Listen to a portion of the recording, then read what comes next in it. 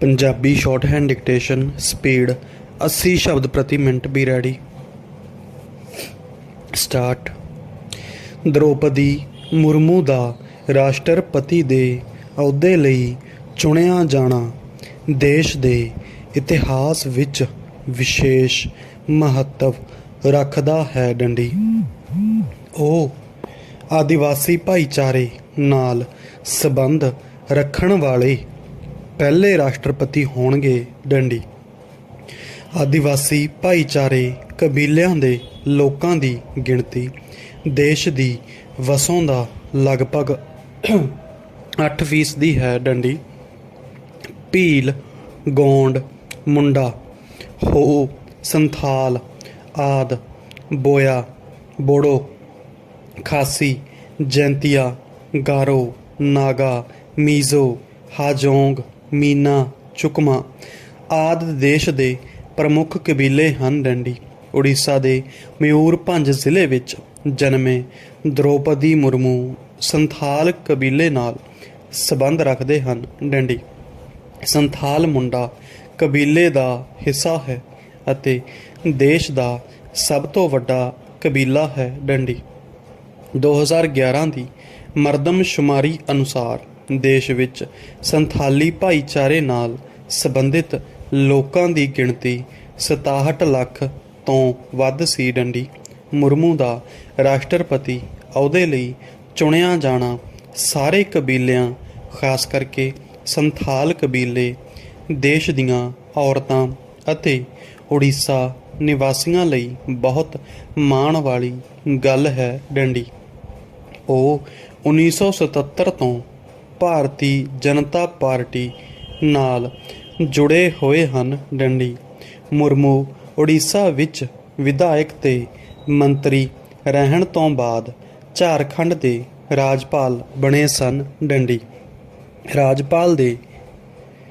ਰਾਜਕਾਲ ਸਮੇਂ ਉਹਨਾਂ ਨੇ ਭਾਰਤੀ ਜਨਤਾ ਪਾਰਟੀ ਦੀ ਸਰਕਾਰ ਦੁਆਰਾ ਛੋਟਾ ਨਾਗਪੁਰ ਟੈਨੇਸੀ ਕਾਨੂੰਨ ਅਤੇ ਸੰਥਾਲ ਪਰਗਨਾ ਟੈਨੇਸੀ ਕਾਨੂੰਨ ਵਿੱਚ ਕੀਤੀਆਂ ਸੋਧਾਂ ਜਿਹੜੀਆਂ ਕਬਾਇਲੀਆਂ ਦੀ ਜ਼ਮੀਨ ਦਾ ਵਪਾਰੀਕਰਨ ਕਰਨ ਵੱਲ ਸੇਧਿਤ ਸਨ ਨੂੰ ਮਨਜ਼ੂਰੀ ਦੇਣ ਤੋਂ ਨਾਂਹ ਕਰ ਦਿੱਤੀ ਸੀ। ਡੰਡੀ ਭਾਜਪਾ ਨੇ ਮੁਰਮੂ ਨੂੰ ਰਾਸ਼ਟਰਪਤੀ ਦੇ ਅਹੁਦੇ ਲਈ ਉਮੀਦਵਾਰ ਬਣਾ ਕੇ ਨਾ ਸਿਰਫ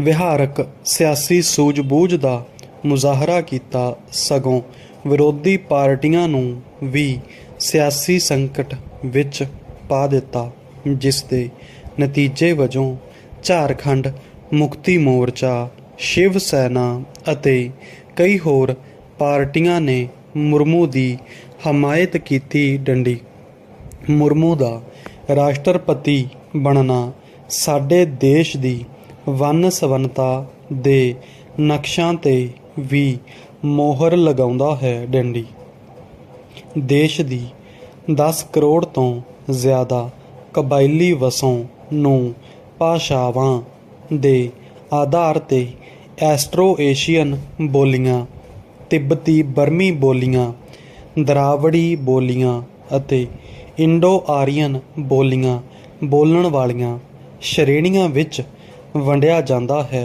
ਡੰਡੀ ਐਸਟਰੋ ਏਸ਼ੀਅਨ ਬੋਲੀਆਂ ਦਾ ਤਾਅਲੁਕ ਵੀਅਤਨਾਮ, ਕੰਬੋਡੀਆ, ਲਾਓਸ, ਥਾਈਲੈਂਡ ਅਤੇ ਭਾਰਤ ਵਿੱਚ ਬੋਲੀਆਂ ਜਾਂਦੀਆਂ ਮੁੰਡਾ ਭਾਸ਼ਾਵਾਂ ਨਾਲ ਹਨ। ਡੰਡੀ ਸੰਥਾਲ ਕਬੀਲਾ ਵੀ ਪੁਰਾਤੱਤਵ ਵਿਗਿਆਨੀਆਂ ਤੇ ਭਾਸ਼ਾ ਦੇ ਖੇਤਰ ਨਾਲ ਸੰਬੰਧਿਤ ਮਾਹਿਰਾਂ ਅਨੁਸਾਰ ਐਸਟਰੋ ਏਸ਼ੀਅਨ ਭਾਸ਼ਾਵਾਂ ਬੋਲਣ ਵਾਲੇ ਕਬਾਇਲੀ ਲਗਭਗ 4000 ਸਾਲ ਪਹਿਲਾਂ ਵੀਅਤਨਾਮ, ਕੰਬੋਡੀਆ, ਲਾਓਸ, ਮਲੇਸ਼ੀਆ ਆਦਿ ਦੇਸ਼ਾਂ 'ਚੋਂ ਸਭ ਤੋਂ ਪਹਿਲਾਂ ਉੜੀਸਾ ਵਿੱਚ ਪਹੁੰਚੇ। ਡੰਡੀ ਉਹ ਛੋਟਾ ਨਾਗਪੁਰ ਦੇ ਖੇਤਰ ਵਿੱਚ ਵਸੇ। ਡੰਡੀ ਸੰਥਾਲੀ ਝਾਰਖੰਡ, ਬਿਹਾਰ, ਛੱਤੀਸਗੜ੍ਹ, ਉੜੀਸਾ, ਪੱਛਮੀ ਬੰਗਾਲ ਅਤੇ ਅਸਾਮ ਵਿੱਚ ਵਸਦੇ ਹਨ। ਡੰਡੀ ਉਹਨਾਂ ਦੀ ਕੁੱਲ ਗਿਣਤੀ 75 ਲੱਖ ਦੇ ਕਰੀਬ ਹੈ। Punjabi short hand dictation speed 85 ਸ਼ਬਦ ਪ੍ਰਤੀ ਮਿੰਟ। B ready. ਸਟਾਰਟ।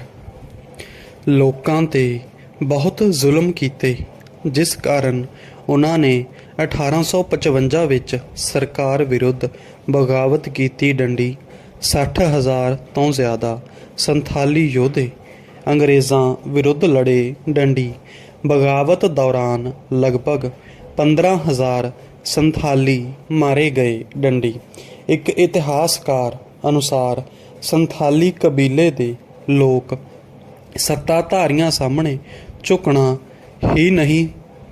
ਝੁਕਣਾ ਜਾਣਦੇ ਹੀ ਨਹੀਂ ਸਨ, ਭਾਵ ਉਹ ਆਜ਼ਾਦੀ ਪਸੰਦ ਲੋਕ ਸਨ। ਡੰਡੀ ਸੰਥਾਲੀਆਂ ਦਾ ਆਪਣਾ ਧਰਮ ਤੇ ਰਵਾਇਤਾਂ ਹਨ। ਡੰਡੀ ਪਿਛਲੇ ਕੁਝ ਦਹਾਕਿਆਂ ਤੋਂ ਉਹਨਾਂ ਨੇ ਹਿੰਦੂ ਧਰਮ ਅਪਣਾਇਆ ਹੈ। ਡੰਡੀ 2011 ਦੀ ਮਰਦਮਸ਼ੁਮਾਰੀ ਅਨੁਸਾਰ 63% ਸੰਥਾਲੀਆਂ ਨੇ ਆਪਣਾ ਧਰਮ ਹਿੰਦੂ ਦਰਜ ਕਰਵਾਇਆ। 31% ਨੇ ਪੁਰਾਣਾ ਸੰਥਾਲੀ ਸਰਨਾ ਧਰਮ ਅਤੇ 5% ਨੇ ਈਸਾਈ। ਡੰਡੀ ਉਹਨਾਂ ਦੀ ਬੋਲੀ ਸੰਥਾਲੀ ਭਾਰਤ ਦੇ ਸੰਵਿਧਾਨ ਵਿੱਚ 22 ਮਾਨਤਾ ਪ੍ਰਾਪਤ ਭਾਸ਼ਾਵਾਂ ਵਿੱਚ ਸ਼ਾਮਲ ਹੈ। ਡੰਡੀ ਦ੍ਰੋਪਦੀ ਮੁਰਮੂ ਦਾ ਰਾਸ਼ਟਰਪਤੀ ਬਣਨਾ ਸੰਥਾਲ ਕਬੀਲੇ ਦੇ ਇਤਿਹਾਸ ਵਿੱਚ ਬਹੁਤ ਗੌਰਵ ਵਾਲੀ ਘਟਨਾ ਹੈ। ਡੰਡੀ ਕਈ ਆਲੋਚਕ ਭਾਵੇਂ ਅਜਿਹੀ ਸਿਆਸਤ ਨੂੰ ਪ੍ਰਤੀਕਮਈ ਸਿਆਸਤ ਕਹਿੰਦੇ ਹਨ, ਪਰ ਅਜਿਹੀਆਂ ਪਹਿਲ ਕਦਮੀਆਂ ਘੱਟ ਗਿਣਤੀ ਫਿਰਕਿਆਂ, ਕਬਾਇਲੀ ਲੋਕਾਂ ਅਤੇ ਸਮਾਜਿਕ ਹਾਸ਼ੀਏ 'ਤੇ ਧੱਕੇ ਗਏ ਵਰਗਾਂ ਲਈ ਬਹੁਤ ਮਹੱਤਵਪੂਰਨ ਹੁੰਦੀਆਂ ਹਨ। ਡੰਡੀ ਪੰਜਾਬ ਵਿੱਚ ਬਰਸਾਤ ਕਾਰਨ ਮੁਕਤਸਰ ਅਤੇ ਫਾਜ਼ਿਲਕਾ ਜ਼ਿਲ੍ਹਿਆਂ ਦੇ ਕਿਸਾਨਾਂ ਦੀ ਹਜ਼ਾਰਾਂ ਏਕੜ ਫਸਲ ਪਾਣੀ ਵਿੱਚ ਡੁੱਬੀ ਹੋਈ ਹੈ। ਡੰਡੀ ਪਹਿਲਾਂ ਮਾਨਸਾ ਅਤੇ ਬਠਿੰਡਾ ਸਮੇਤ ਇਹਨਾਂ ਜ਼ਿਲ੍ਹਿਆਂ ਵਿੱਚ ਚਿੱਟੀ ਮੱਖੀ ਦਾ ਹਮਲਾ ਹੋਇਆ, ਜਿਸ ਨੂੰ ਰੋਕਣ ਲਈ ਬਰਸਾਤ ਇੱਕ ਵਰਦਾਨ ਮੰਨੀ ਜਾਂਦੀ ਹੈ। ਡੰਡੀ ਇਹਨਾਂ ਜ਼ਿਲ੍ਹਿਆਂ ਵਿੱਚ ਕਈ ਕਿਸਾਨਾਂ ਨੂੰ ਚਿੱਟੀ ਮੱਖੀ ਕਾਰਨ ਨਰਮੇ ਦੀ ਫਸਲ ਵਾਹੁਣ ਲਈ ਮਜਬੂਰ ਹੋਣਾ ਪਿਆ ਹੈ। ਡੰਡੀ ਸ਼ੁਰੂਆਤੀ ਦੌਰ ਵਿੱਚ ਭਾਵੇਂ ਜ਼ਿਆਦਾ ਰਕਬਾ ਬਰਸਾਤ ਦੀ ਮਾਰ ਹੇਠ ਸੀ, ਪਰ ਹੁਣ ਲਗਭਗ 27,000 ਹੈਕਟੇਅਰ ਰਕਬੇ ਦਾ ਨਰਮਾ ਜ਼ਿਆਦਾ ਮਾਰ ਹੇਠ ਹੈ। ਡੰਡੀ ਇੱਕ ਅਨੁਮਾਨ ਅਨੁਸਾਰ ਮੁਕਤਸਰ ਜ਼ਿਲ੍ਹੇ ਦੀ 15,000 ਹੈਕਟੇਅਰ ਤੇ ਫਾਜ਼ਿਲਕਾ ਜ਼ਿਲ੍ਹੇ ਦੀ 11,000 ਹੈਕਟੇਅਰ ਨਰਮੇ ਦੀ ਫਸਲ ਪਾਣੀ ਵਿੱਚ ਡੁੱਬੀ ਹੋਈ ਹੈ। ਡੰਡੀ ਪਹਿਲੇ ਸਾਲਾਂ ਦੇ ਮੁਕਾਬਲੇ ਭਾਵੇਂ ਥੋੜ੍ਹੇ ਸਮੇਂ ਵਿੱਚ ਬਰਸਾਤ ਵੀ ਜ਼ਿਆਦਾ ਹੋਈ ਹੈ, ਪਰ ਸਭ ਤੋਂ ਵੱਡਾ ਮਾਮਲਾ ਡਰੇਨਾਂ ਦੀ ਸਫਾਈ ਨਾ ਹੋਣ ਨਾਲ ਸੰਬੰਧਿਤ ਹੈ। ਡੰਡੀ ਡਰੇਨਾਂ ਦੇ ਬੰਦ ਹੋਣ ਕਾਰਨ ਕਈ ਜ਼ਿਲ੍ਹਿਆਂ ਦੇ ਸ਼ਹਿਰੀ ਅਤੇ ਪੇਂਡੂ ਖੇਤਰਾਂ ਵਿੱਚ ਮਾੜੇ ਪ੍ਰਭਾਵ ਦੇਖਣ ਨੂੰ ਮਿਲੇ ਹਨ। ਡੰਡੀ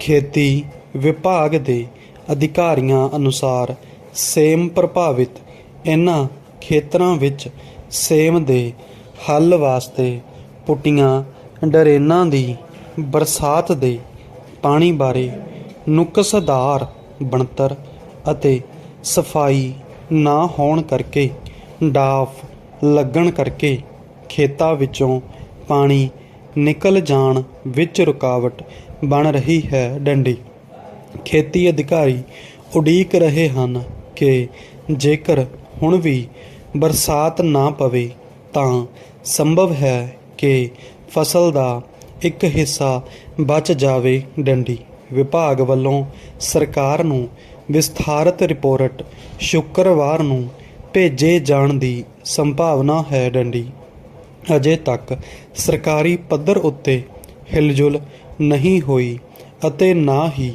ਵਿਸ਼ੇਸ਼ ਗਿਰਦਾਵਰੀ ਦੇ ਹੁਕਮ ਦਿੱਤੇ ਗਏ ਹਨ। ਡੰਡੀ ਖੇਤੀ ਵਿਭਾਗ ਨੇ ਡਿਪਟੀ ਕਮਿਸ਼ਨਰਾਂ ਨੂੰ ਰਿਪੋਰਟਾਂ ਜ਼ਰੂਰ ਭੇਜੀਆਂ ਹਨ। ਡੰਡੀ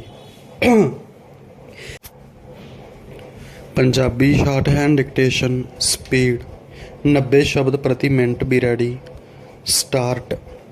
ਵੱਖ-ਵੱਖ ਕਾਰਨਾਂ ਕਰਕੇ ਕਿਸਾਨਾਂ ਦੀਆਂ ਫਸਲਾਂ ਦੇ ਹੋਣ ਵਾਲੇ ਨੁਕਸਾਨ ਨਾਲ ਕਿਸਾਨਾਂ ਅਤੇ ਮਜ਼ਦੂਰਾਂ ਦੀ ਆਮਦਨ ਉੱਤੇ ਗਹਿਰਾ ਅਸਰ ਪੈਂਦਾ ਹੈ। ਡੰਡੀ।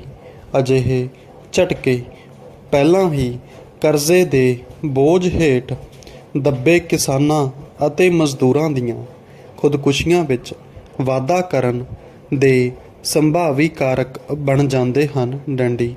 ਅਜਿਹੇ ਨੁਕਸਾਨ ਦੀ ਭਰਪਾਈ ਲਈ ਕੋਈ ਪ੍ਰਸੰਗਕ ਖੇਤੀ ਬੀਮਾ ਯੋਜਨਾ ਨਹੀਂ ਹੈ। ਡੰਡੀ। ਪੰਜਾਬ ਸਰਕਾਰ ਨੇ ਦੇਸ਼ ਵਿੱਚ ਬਣੀ ਖੇਤੀ ਬੀਮਾ ਨੀਤੀ ਨੂੰ ਪ੍ਰਵਾਨ ਨਹੀਂ ਕੀਤਾ ਹੋਇਆ। ਡੰਡੀ। ਇਹ ਨੀਤੀ ਭਾਵੇਂ ਵਿਵਾਦਾਂ ਵਿੱਚ ਘਿਰੀ ਹੋਈ ਹੈ, ਪਰ ਇਸ ਬਾਰੇ ਵਿਚਾਰ ਵਟਾਂਦਰਾ ਕਰਨ ਦੀ ਜ਼ਰੂਰਤ ਹੈ। ਡੰਡੀ। ਅਜੇ ਤੱਕ ਕੁਦਰਤੀ ਆਫਤ ਪ੍ਰਬੰਧਨ ਕਾਨੂੰਨ ਤਹਿਤ ਜੋ ਰਾਸ਼ੀ ਮਿਲਦੀ ਹੈ ਉਹ ਮੁਆਵਜ਼ਾ ਨਹੀਂ, ਰਾਹਤ ਰਾਸ਼ੀ ਹੀ ਹੈ। ਡੰਡੀ।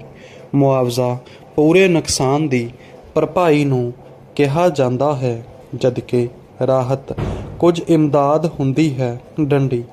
ਨੀਤੀਗਤ ਤੌਰ ਉੱਤੇ ਮੁਆਵਜ਼ੇ ਦਾ ਕੋਈ ਠੋਸ ਫੈਸਲਾ ਕਿਸਾਨੀ ਦੇ ਹਿੱਤਾਂ ਲਈ ਜ਼ਰੂਰੀ ਹੈ। ਡੰਡੀ। ਰਾਹਤ ਵੀ ਇੱਕ ਹੱਦ ਤੱਕ ਮਿਲਦੀ ਹੈ। ਡੰਡੀ। ਮੌਜੂਦਾ ਸਥਿਤੀ ਦੇ ਮੱਦੇਨਜ਼ਰ ਪੰਜਾਬ ਸਰਕਾਰ ਨੂੰ ਤੁਰੰਤ ਵਿਸ਼ੇਸ਼ ਗਿਰਦਾਵਰੀ ਕਰਵਾ ਕੇ ਕਿਸਾਨਾਂ ਅਤੇ ਮਜ਼ਦੂਰਾਂ ਦੀ ਸਹਾਇਤਾ ਕਰਨੀ ਚਾਹੀਦੀ ਹੈ। ਡੰਡੀ। ਪੈਰਾ ਚੇਂਜ। ਮੁਲਕ ਦੇ ਪ੍ਰਧਾਨ ਮੰਤਰੀ ਨਰਿੰਦਰ ਮੋਦੀ ਨੇ 19 ਨਵੰਬਰ 2021 ਨੂੰ 3 ਖੇਤੀ ਕਾਨੂੰਨ, ਜਿਨ੍ਹਾਂ ਬਾਰੇ ਕਿਸਾਨਾਂ ਨੇ ਦਿੱਲੀ ਦੀਆਂ ਹੱਦਾਂ 'ਤੇ ਵਿਸ਼ਾਲ ਪ੍ਰਦਰਸ਼ਨ ਕੀਤਾ ਸੀ, ਰੱਦ ਕਰਨ ਦਾ ਐਲਾਨ ਕਰਦਿਆਂ ਕਿਹਾ ਸੀ ਕਿ ਸਰਕਾਰ ਘੱਟੋ-ਘੱਟ ਸਮਰਥਨ ਮੁੱਲ MSP ਨੂੰ ਹੋਰ ਪ੍ਰਭਾਵਸ਼ਾਲੀ ਅਤੇ ਪਾਰਦਰਸ਼ੀ ਬਣਾਉਣ ਲਈ ਕਮੇਟੀ ਬਣਾਏਗੀ ਅਤੇ ਨਾਲ ਹੀ ਜ਼ੀਰੋ ਬਜਟ ਕੁਦਰਤੀ ਖੇਤੀ ਨੂੰ ਹੁਲਾਰਾ ਦੇਣ ਲਈ ਕੰਮ ਕਰੇਗੀ। ਡੰਡੀ। ਇਸ ਮੰਤਵ ਲਈ 29 ਨਵੰਬਰ 2021 ਨੂੰ ਫਾਰਮ ਲਾਜ਼ ਰਿਪੀਲ ਬਿੱਲ 2021 ਵਿਰੋਧੀ ਧਿਰ ਦੀ ਇਸ ਬਾਰੇ ਚਰਚਾ ਦੀ ਮੰਗ ਦੇ ਬਾਵਜੂਦ ਜ਼ਬਾਨੀ ਮਤੇ ਨਾਲ ਪਾਸ ਕਰ ਦਿੱਤਾ ਗਿਆ। ਜਿਵੇਂ ਸਤੰਬਰ 2020 ਵਿੱਚ ਖੇਤੀ ਬਿੱਲ ਪਾਸ ਕੀਤੇ ਸਨ। ਡੰਡੀ। ਸਿਆਸੀ ਪਾਰਟੀਆਂ ਮਹਿਸੂਸ ਕਰਦੀਆਂ ਸਨ ਕਿ ਦੋਨੇ ਸਮੇਂ ਚਰਚਾ ਹੋਣੀ ਚਾਹੀਦੀ ਸੀ ਅਤੇ ਸਰਕਾਰ ਨੂੰ ਅਜਿਹਾ ਕਰਨ ਦੇ ਕਾਰਨ ਦੱਸਣੇ ਚਾਹੀਦੇ ਸਨ। ਡੰਡੀ। ਹੁਣ ਖੇਤੀ ਕਾਨੂੰਨ ਰੱਦ ਕਰਨ ਸਮੇਂ ਕੀਤੀਆਂ ਵਚਨਬੱਧਤਾਵਾਂ ਦੇ ਜਵਾਬ ਵਿੱਚ ਕਮੇਟੀ ਬਣਾਈ ਗਈ ਹੈ, ਜਿਸ ਵਿੱਚ ਕੇਂਦਰ ਅਤੇ ਰਾਜ ਸਰਕਾਰਾਂ ਦੇ ਪ੍ਰਤੀਨਿਧੀ, ਕਿਸਾਨ, ਖੇਤੀ ਵਿਗਿਆਨੀ ਅਤੇ ਖੇਤੀ ਅਰਥਸ਼ਾਸਤਰੀ ਸ਼ਾਮਲ ਕੀਤੇ ਗਏ ਹਨ। ਡੰਡੀ। ਇਸ ਦੀ ਰਚਨਾ ਦਾ ਉਦੇਸ਼ ਜ਼ੀਰੋ ਬਜਟ ਆਧਾਰਿਤ ਖੇਤੀ ਨੂੰ ਹੁਲਾਰਾ ਦੇਣ, ਮੁਲਕ ਦੀ ਬਦਲੀਆਂ ਲੋੜਾਂ ਨੂੰ ਧਿਆਨ ਵਿੱਚ ਰੱਖਦੇ ਹੋਏ ਫਸਲੀ ਚੱਕਰ ਨੂੰ ਬਦਲਣ, MSP ਨੂੰ ਜ਼ਿਆਦਾ ਪ੍ਰਭਾਵੀ ਬਣਾਉਣ ਤੇ ਪਾਰਦਰਸ਼ੀ ਬਣਾਉਣਾ ਹੈ। ਡੰਡੀ। ਇਸ ਕਮੇਟੀ ਦਾ ਕੰਮ ਕਰਨ ਦਾ ਖੇਤਰ ਅਤੇ ਵਿਸ਼ੇ ਹੇਠ ਲਿਖੇ ਅਨੁਸਾਰ ਹਨ। ਡੰਡੀ। ਫਸਲਾਂ ਦਾ ਘੱਟੋ-ਘੱਟ ਸਮਰਥਨ ਮੁੱਲ।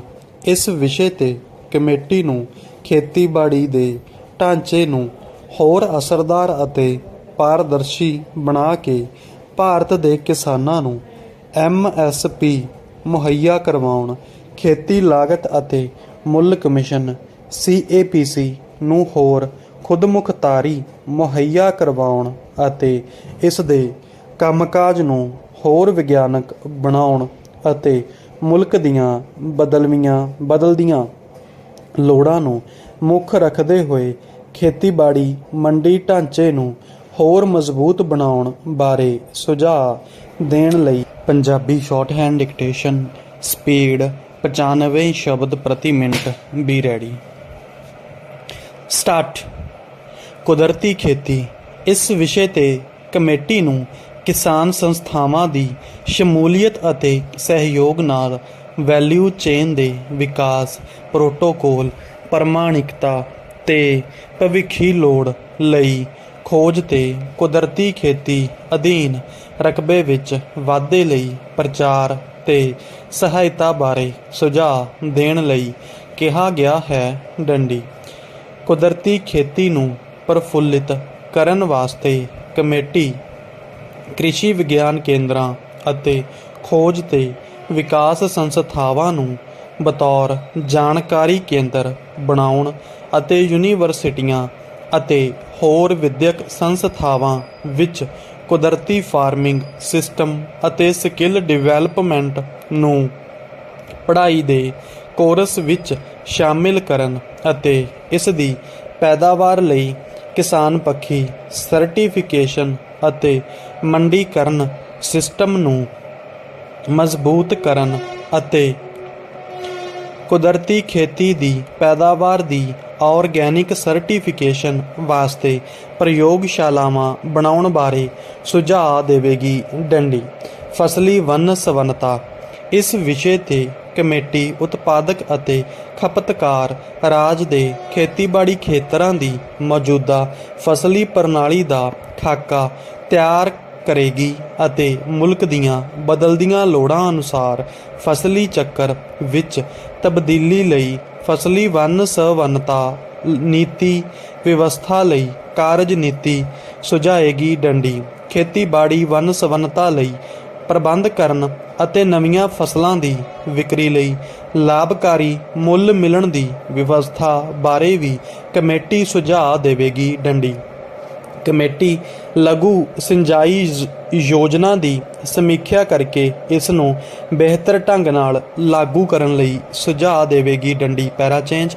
ਜਿੱਥੋਂ ਤੱਕ ਕੇਂਦਰ ਸਰਕਾਰ ਵੱਲੋਂ ਇਸ ਕਮੇਟੀ ਦੀ ਰਚਨਾ ਦਾ ਸਬੰਧ ਹੈ, ਇਸ ਵਿੱਚ ਮੁਲਕ ਦੇ ਵੱਖ-ਵੱਖ ਇਲਾਕਿਆਂ ਅਤੇ ਸੰਸਥਾਵਾਂ ਤੋਂ 28 ਮੈਂਬਰ ਮਨੋਨੀਤ ਕੀਤੇ ਹਨ ਅਤੇ ਇਹਨਾਂ ਵਿੱਚੋਂ 3 ਮੈਂਬਰ ਸੰਯੁਕਤ ਕਿਸਾਨ ਮੋਰਚੇ ਨੂੰ ਮਨੋਨੀਤ ਕਰਨ ਲਈ ਕਿਹਾ ਗਿਆ ਹੈ ਤਾਂ ਜੋ ਅੰਦੋਲਨਕਾਰੀ ਕਿਸਾਨ ਮੋਰਚੇ ਨੂੰ ਢੁਕਵੀਂ ਪ੍ਰਤੀਨਿਧਤਾ ਦਿੱਤੀ ਜਾ ਸਕੇ।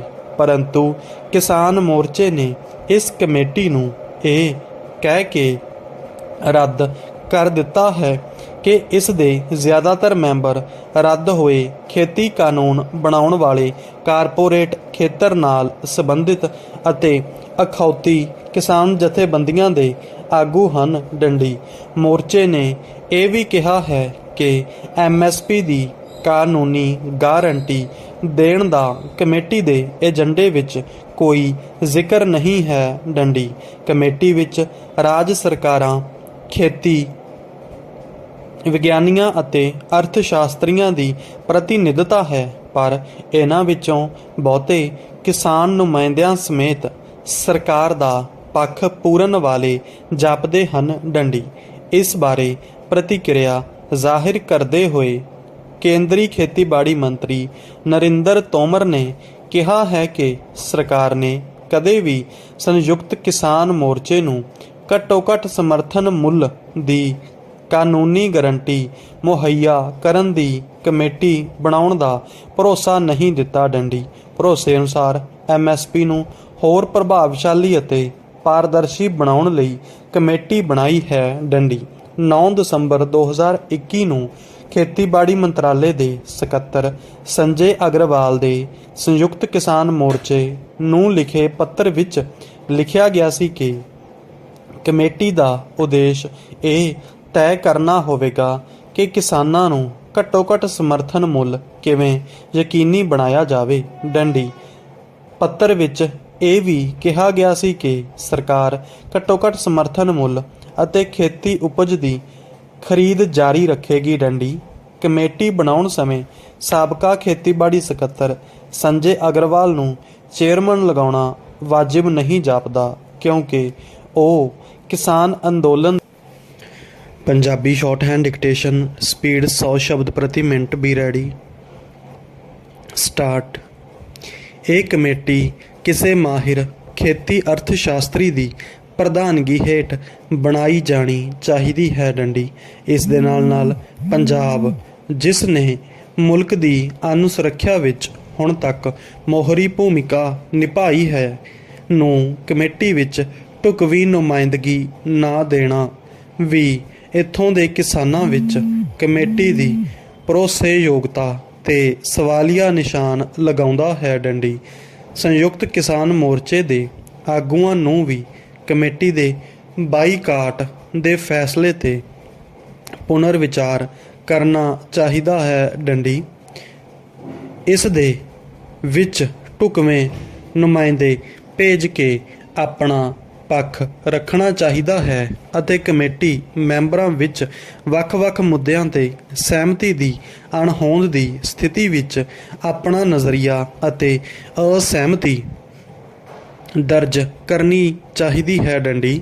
ਮੋਰਚੇ ਨੂੰ ਇਹਨਾਂ ਮੈਂਬਰਾਂ ਦੀ ਸਹਾਇਤਾ ਲਈ ਕਾਨੂੰਨੀ ਅਤੇ ਖੇਤੀ ਮਾਹਿਰਾਂ ਦਾ 4-5 ਮੈਂਬਰੀ ਗਰੁੱਪ ਵੀ ਬਣਾਉਣਾ ਚਾਹੀਦਾ ਹੈ, ਪਰ ਅਜਿਹਾ ਕਰਨ ਸਮੇਂ ਚੋਣਾਂ ਦੌਰਾਨ ਪ੍ਰਗਟ ਹੋਏ ਅਖੌਤੀ ਬੁੱਧੀਜੀਵੀਆਂ ਨੂੰ ਪਰੇ ਰੱਖਣਾ ਚਾਹੀਦਾ ਹੈ ਡੰਡੀ। ਕਮੇਟੀ ਦੇ ਕੰਮਕਾਜ ਦੀ ਤੈਅ ਭੂਮਿਕਾ ਤੋਂ ਇਹ ਵੀ ਜਾਪਦਾ ਹੈ ਕਿ ਕਮੇਟੀ ਵੱਲੋਂ ਕੁਦਰਤੀ ਖੇਤੀ ਨੂੰ ਉਤਸ਼ਾਹਿਤ ਕਰਨ ਲਈ ਸਾਧਨਾਂ ਦੀ ਪਛਾਣ ਸਮੇਂ ਕੇਂਦਰ ਵੱਲੋਂ ਰਸਾਇਣਕ ਖਾਦਾਂ 'ਤੇ ਦਿੱਤੀ ਜਾ ਰਹੀ ਸਬਸਿਡੀ ਘਟਾਉਣ ਬਾਰੇ ਵੀ ਸਲਾਹ ਦਿੱਤੀ ਜਾ ਸਕਦੀ ਹੈ ਅਤੇ ਇਸ ਮੰਤਵ ਲਈ ਛੋਟ ਤੇ ਸੀਮਾਂਤ ਕਿਸਾਨਾਂ ਨੂੰ ਟਾਰਗੇਟਿਡ ਸਬਸਿਡੀ ਦੇ ਭੁਗਤਾਨ ਬਾਰੇ ਸੁਝਾਅ ਦਿੱਤਾ ਜਾ ਸਕਦਾ ਹੈ ਜੋ ਮੁਲਕ ਵਿੱਚ ਸਿੰਜਾਈ ਵਾਲੇ ਰਕਬੇ ਵਿੱਚ ਖਾਦ ਅੰਨ ਦੀ ਪੈਦਾਵਾਰ ਨੂੰ ਪ੍ਰਭਾਵਿਤ ਕਰ ਸਕਦਾ ਹੈ ਡੰਡੀ। ਇਸੇ ਤਰ੍ਹਾਂ ਫਸਲੀ ਵੰਨ-ਸੁਵੰਨਤਾ 'ਤੇ ਧਿਆਨ ਕੇਂਦਰਿਤ ਕਰਨ ਸਮੇਂ ਸਹਾਇਕ ਖੇਤੀ ਧੰਦਿਆਂ ਨੂੰ ਅਣਗੌਲਿਆ ਕੀਤਾ ਗਿਆ ਹੈ ਅਤੇ ਪਸ਼ੂ ਪਾਲਣ ਨਾਲ ਸੰਬੰਧਿਤ ਕਿਸੇ ਅਧਿਕਾਰੀ ਜਾਂ ਵਿਗਿਆਨੀ ਨੂੰ ਕਮੇਟੀ ਵਿੱਚ ਸ਼ਾਮਲ ਨਹੀਂ ਕੀਤਾ ਗਿਆ, ਜਦਕਿ ਮੁਲਕ ਦੀ ਖੇਤੀਬਾੜੀ ਦੀ ਕੁੱਲ ਆਮਦਨ ਵਿੱਚ ਇਸ ਖੇਤਰ ਦਾ ਅਹਿਮ ਯੋਗਦਾਨ ਹੈ ਡੰਡੀ। ਸਰਕਾਰ ਦੀ ਕਮੇਟੀ ਨੂੰ ਆਪਣੀ ਰਿਪੋਰਟ ਸੌਂਪਣ ਲਈ ਕੋਈ ਸਮਾਂ ਸੀਮਾ ਵੀ ਤੈਅ ਨਹੀਂ ਕੀਤੀ ਗਈ, ਜੋ ਕੇਂਦਰ ਸਰਕਾਰ ਦੀ ਮਨਸ਼ਾ 'ਤੇ ਸ਼ੱਕ ਪੈਦਾ ਕਰਦਾ ਹੈ ਅਤੇ ਇਹ ਸੋਚਿਆ ਜਾ ਰਿਹਾ ਹੈ ਕਿ ਕਮੇਟੀ ਸਿਰਫ ਕਿਸਾਨਾਂ ਵੱਲੋਂ ਵਿਸ਼ਵਾਸਘਾਤ ਦਿਵਸ ਮਨਾਉਣ ਦੇ ਐਲਾਨ ਦੇ ਮੱਦੇਨਜ਼ਰ ਬਣਾਈ ਗਈ ਹੈ ਅਤੇ ਇਸ ਦੀ ਰਿਪੋਰਟ ਨੂੰ 2024 ਦੌਰਾਨ ਹੋਣ ਵਾਲੀਆਂ ਲੋਕ ਸਭਾ ਚੋਣਾਂ ਤੱਕ ਲਟਕਾ ਦਿੱਤਾ ਜਾਵੇਗਾ ਡੰਡੀ। ਪੈਰਾ ਚੇਂਜ ਖੇਤੀਬਾੜੀ ਮਹਿਜ਼ ਫਸਲ ਪਾਲਣ ਦਾ ਧੰਦਾ ਹੀ ਨਹੀਂ, ਸਗੋਂ ਇਹ ਸਾਡੀ ਸੱਭਿਅਤਾ ਅਤੇ ਟਿਕਾਊ ਅਰਥ ਵਿਵਸਥਾ ਦੀ ਨੀਂਹ ਹੈ ਡੰਡੀ। ਜੇ ਆਮਦਨ ਅਤੇ ਰੁਜ਼ਗਾਰ ਦੇ ਪੱਖ ਤੋਂ ਨਜ਼ਰ ਮਾਰੀਏ ਤਾਂ ਪਤਾ ਲੱਗਦਾ ਹੈ ਕਿ ਭਾਵੇਂ ਮੁਲਕ ਦੀ ਆਮਦਨ ਵਿੱਚ ਇਸ ਸੈਕਟਰ ਦਾ ਯੋਗਦਾਨ ਕੇਵਲ 18.4% ਹੈ, ਪਰ ਇਸ 'ਤੇ ਰੁਜ਼ਗਾਰ ਲਈ ਕਾਸ਼ਤਕਾਰਾਂ ਅਤੇ ਖੇਤ ਮਜ਼ਦੂਰਾਂ ਦੀ ਨਿਰਭਰਤਾ ਲਗਭਗ 54% ਹੈ ਡੰਡੀ। ਆਉਣ ਵਾਲਾ ਸਮਾਂ ਖੇਤੀ ਲਈ ਨਵੀਆਂ ਚੁਣੌਤੀਆਂ ਨਾਲ ਭਰਪੂਰ ਹੈ ਅਤੇ ਉਹਨਾਂ ਨਾਲ ਨਜਿੱਠਣ ਲਈ ਹੁਣ ਤੋਂ ਹੀ ਤਿਆਰੀ ਕਰਨ ਦੀ ਜ਼ਰੂਰਤ ਹੈ ਅਤੇ ਕਿਸਾਨਾਂ ਦੀ ਆਰਥਿਕਤਾ ਵਿੱਚ ਸੁਧਾਰ ਲਈ ਖੇਤੀ ਦੇ ਵਿਕਾਸ ਲਈ ਨਵੇਂ ਸਿਰਿਓਂ ਸਰਵਪੱਖੀ ਵਿਉਂਤਬੰਦੀ ਦੀ ਲੋੜ ਹੈ ਡੰਡੀ। ਇਸ ਲਈ ਕੇਂਦਰ ਸਰਕਾਰ ਨੂੰ ਚਾਹੀਦਾ ਹੈ ਕਿ ਉਹ ਮੁਲਕ ਦੇ ਨਾਗਰਿਕਾਂ ਵਿੱਚ ਆਮ ਕਰਕੇ ਅਤੇ ਕਿਸਾਨਾਂ ਵਿੱਚ ਖਾਸ ਕਰਕੇ ਆਪਣਾ ਭਰੋਸਾ ਬਹਾਲ ਕਰਨ ਲਈ ਇਸ ਖੇਤਰ ਦੇ ਸਾਰੇ ਹਿੱਸੇਦਾਰਾਂ ਅਤੇ ਹੋਰਨਾਂ ਨਾਲ ਵਿਚਾਰ ਵਟਾਂਦਰਾ ਕਰਕੇ ਕਮੇਟੀ ਨੂੰ ਪੁਨਰ ਗਠਿਤ ਕਰੇ ਡੰਡੀ। ਕਮੇਟੀ